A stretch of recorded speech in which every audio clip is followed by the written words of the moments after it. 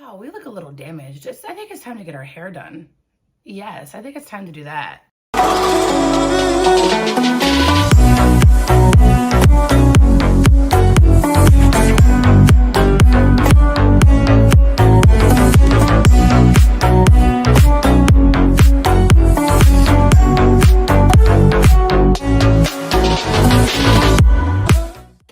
All right, hi guys, welcome back to my channel. I'm kind of in a different area. I think you guys seen this area before. Okay, so I figured I would come on here and kind of talk to you guys a little bit about the competition world. A lot of people like my video.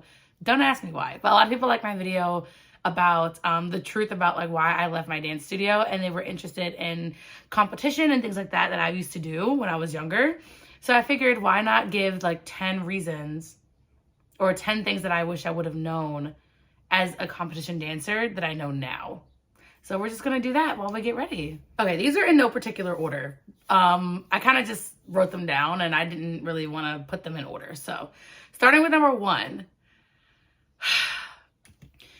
So something that I like wish I would have known for realsies is the fact that judges don't judge you based off of your technique only. They judge the entire package.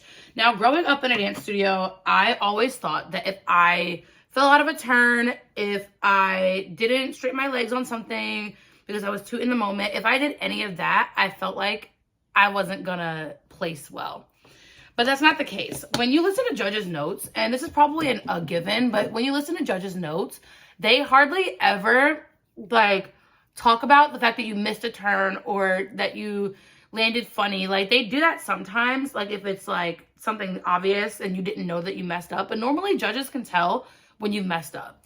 But judges, they judge the whole package. So they judge like a lot of the choreography and how it looks on you, the whole package, the storyline, the artistry, how well you're moving your body, all those kinds of things. So they don't just judge you on a jump, a turn, a leap, none of that. Like they do judge you on that, but your dance teacher is already probably judging you on that. So there's no reason for someone who doesn't even see you, doesn't even teach you on a daily basis to be judging you on that.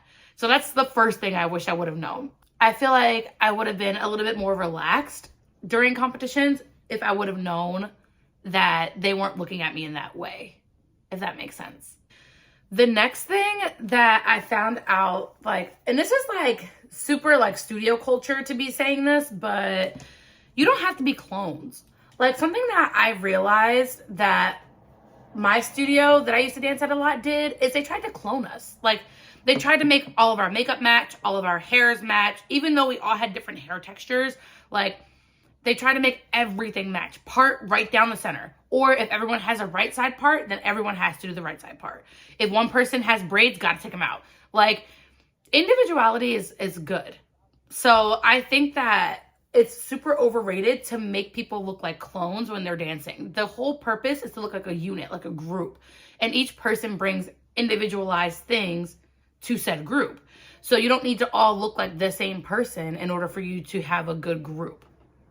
So that's something that I wish I would have known. That's more for a teacher, but still, like that's still something that I wish I would have known, like going into competition. So moving into the next thing that's kind of sort of like that, it has something to do with, you know, cloning, but makeup. Oh gosh. Judges don't, and I don't know, this could just be me, but judges don't really care about the flash in the makeup. Like you don't want to have a stage makeup for like a Broadway performance type of routine for a contemporary lyrical soft spoken soft lyrical dance. Like you don't want to have bright red lipstick and all this other stuff happening for you if you're doing a really pretty lyrical dance with soft words and soft movement. Like it just makes your face look loud. So I wish I would have known that I didn't have to wear like bright lipstick when I'm doing a really soft and cute little lyrical dance with my other like 10-year-old friends. Like I wish that I would have known that. And I wish that the dance studios would have known that too, because it kind of made me feel like I had to be this loud individual because I had on a loud face, if that makes sense. I hope that makes sense. Let me know if it doesn't make sense. We have Sarge joining us for a tad because he's interested in what I'm doing.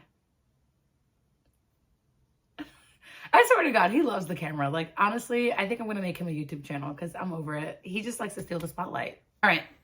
Number 4 is definitely going to be transportation. What I mean by transportation is not like how you get there. What I mean is your comfortability during transportation.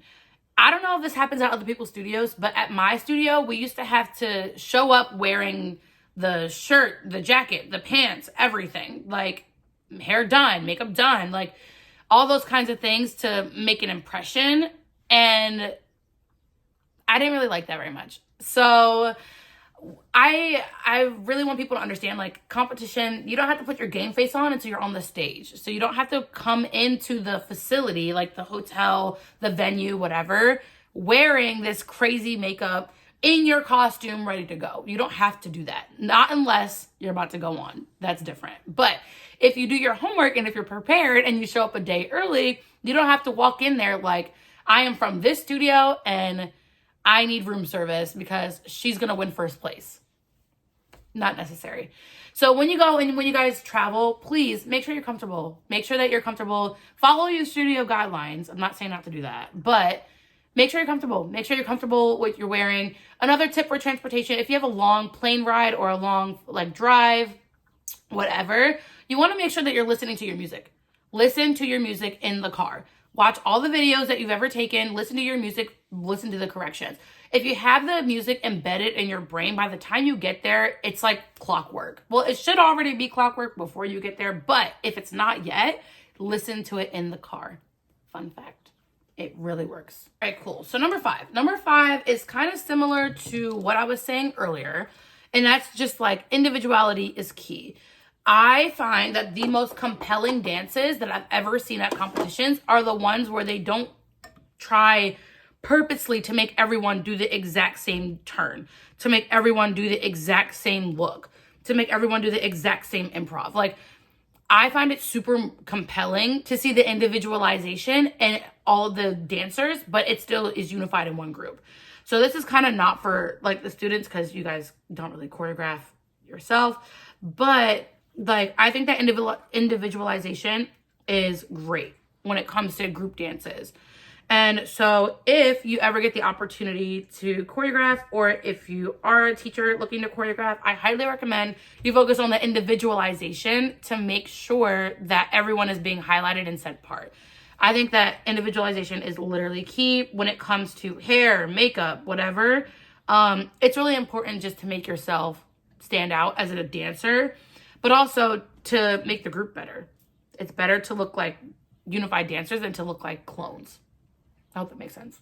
All right, next thing. So when it comes to makeup, I know that we've been bouncing around with like hair and makeup a lot in this video, but this is important. My dance studio that I used to go to when I was younger, they had a specific brand of makeup that we had to use, and it was expensive. It was like competition makeup. It was expensive. But something that I found out is like, no judge is going to look at each girl's face and be like, oh, someone's off makeup. That's not that brand makeup, so 10 points off. They're not going to do that. So it's so unnecessary. It looks professional when you have the same amount of makeup and it looks similar, but no one's going to be able to tell the brand. And that for me was just like horrible. Like, we had to have exact the same brand of everything. Everything. We had to have the same brand makeup. We had to have the same brand tights, which does make sense if you get what I mean when it comes to coloring. But again, there was no I can't say that word. There was no individualization like with each dancer. So that goes back to the cloning thing. Makeup doesn't make the dance. It doesn't. I mean, well, that kind of depends. But for a regular piece with a regular pretty lyrical, makeup does not make the dance. You don't have to have the same Laura Mercier makeup. You don't have to have the same thing when it comes to how many sparkles on each eye. Like, no one's looking at that. They're looking at your facial expressions, but they're not looking at your brand of makeup. They can't say, oh, I have the Kylie Jenner lip kit on. Okay, well, that person doesn't have that. They have the Walmart brand. 10 points off. They're not going to do that. Like, so I just wish that this wasn't a thing in competition culture, because it is like, first of all, it's demeaning because not everyone can afford the same makeup. But second of all, it forms like entitlement, and it forms other things that should not be a thing. That's all I'm gonna say about that. I'm gonna let that go. I do have stories about that, but I'm gonna let it go. We're just gonna stop that there. So number 7, honestly, judges enjoy artistry more than they enjoy trick after trick after trick after trick. Now, this is not really for the dancer. This is mainly for the choreographer or the teacher, but judges enjoy the full package of the entire dance. They like the music and how you move with the music. Then, turn, step, step, jump, step, step, turn, step, step, leg. Like, they enjoy that more than they enjoy anything else. Because artistry is why people dance. They don't dance just to say, hey, I can do 1,000,005 tricks. No one does that. So I think that it's important to remember. Ooh, did you guys just see that? That looked really good. I think it's important to remember when you are dancing that if you fall out of that turn, if you fall out of that jump, it's not going to make or break the entire dance. Obviously, everyone wants to go to competition to win. All right, the next thing. This is like a really big cringe for me, this next thing. But the next thing, please stop running your dance full out on the cement floor in the hallway. If you're doing this, not good. But also, if you feel some type of way that I'm saying this, that probably means that you're the one doing it.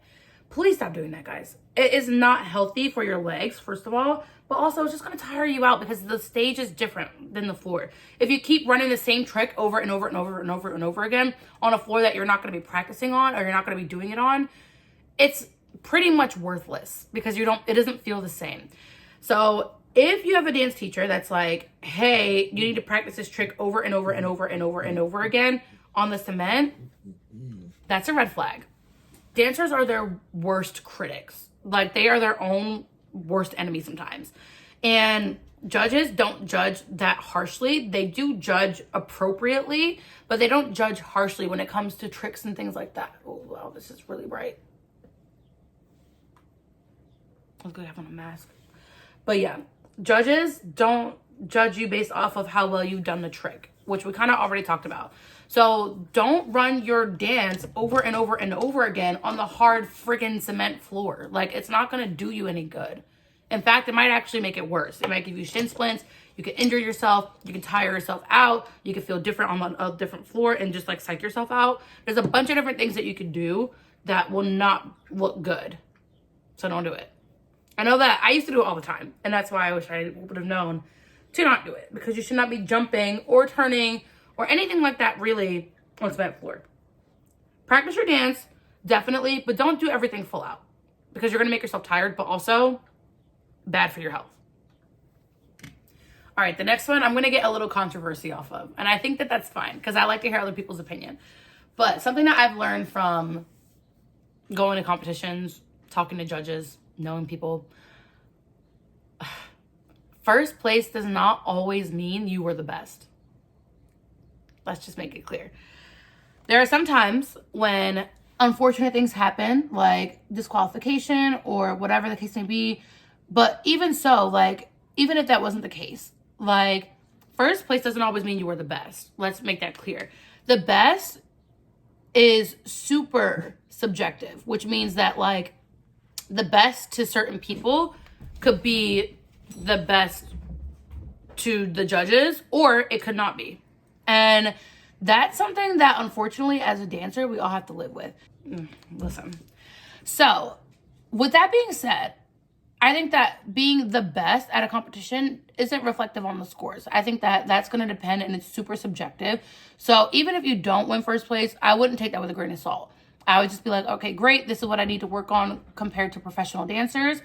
But was I my best?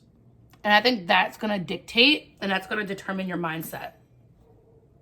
I don't know what that was. Hold on one second. All right, great. And the last one, this is probably my favorite one. And I wish that I would have done this like as a child, like when I was in competition.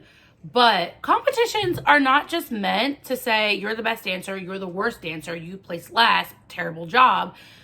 Like, it's not meant to, sorry, that's my dog. 1 second.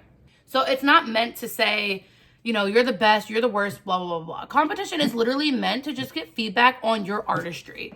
And so whether that's a teacher, whether that's the dancer executing the movement, whether that's the studio in general, Whatever the case may be, competition is literally just to judge your artistry and to see your progress with your artistry. And so the quicker you see it like that, the more fun competition becomes. A lot of people get stressed out for competitions, myself included, because you want to be the best. It just kind of makes sense. Nobody wants to spend thousands of dollars going to competition and not win. That just makes sense, right? However, there is more than just a competition there. For example, there are improv contests, there are photo shoot contests, there is interviewing and pageant contests, all within the competition that you can do on your downtime. That is going to give you the most exposure, because then you get a well-rounded idea of what you need to work on as a professional, whether that's going to be in the dance industry, or if you're choosing to go a different route, if you're choosing to just be in the industry as a actor or whatever. The more feedback you get on multiple different aspects of your talent, the more you become a well-rounded dancer. So that's something that I wish that I would have done more of as like a competition kid. I wish that I would have been in more pageants. I wish I would have done more photo shoots. I wish I would have done more all of that, because it gets you exposure and you get the kind of feedback that you really want all the way around. Sometimes it's not your dancing, sometimes it's the look.